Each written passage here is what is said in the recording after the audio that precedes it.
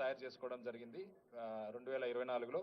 దాని తర్వాత GOMS 25 release చేయడం జరిగింది రెగ్యులేషన్స్ మీద based on committee recommendations of GO 1120.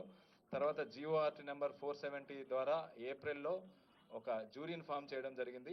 సినిమాలకు వచ్చేసి రెగ్యులర్ ఫీచర్ ఫిల్మ్స్ 2024కి జయసుధా గారి చైర్మన్షిప్లో ఒక జ్యూరీని, బుక్స్ కమిటీకి వచ్చేసి భాగీరథ, మధుసూదన్, కనకదుర్గ గారులతో బుక్స్ కమిటీకి జ్యూరీ వేయడం జరిగింది.